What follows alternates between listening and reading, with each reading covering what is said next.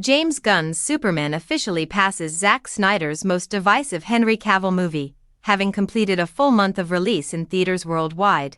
Director James Gunn's Superman is all set to begin the second innings of its run with a PVOD debut around the corner. It would appear that Warner Bros. Is pleased with how the superhero film has performed, even though it hasn't exactly defied expectations.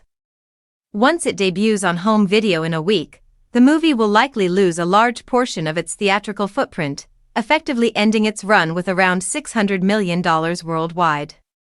Superman will fall short of Zack Snyder's Man of Steel and Batman vs. Superman, Dawn of Justice at the global box office, but it has now overtaken both films domestically, which is no mean feat. In its fifth weekend, Superman grossed nearly $8 million at the domestic box office, taking its running total to $331 million.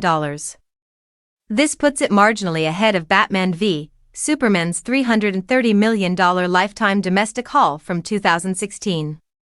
The movie had already passed the $291 million that Man of Steel had grossed in its domestic run back in 2013. Both films featured Henry Cavill as Superman. The sequel saw Ben Affleck debut as Batman.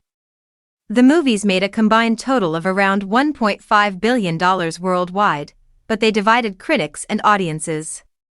While they've since cultivated a loyal contingent of fans, the films weren't exactly acclaimed. Man of Steel holds a 57% score on Rotten Tomatoes, while Batman vs. Superman holds a 28% score on the aggregator website.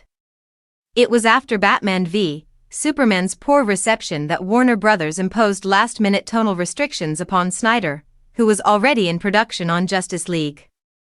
He'd go on to depart the project after having completed filming, owing to a personal tragedy. Snyder later released his director's cut of Justice League on HBO Max. But Batman vs. Superman was a blow that nobody saw coming. Cavill never played Superman again in a solo film, and he was eventually replaced by David Corenswet in Gunn's film.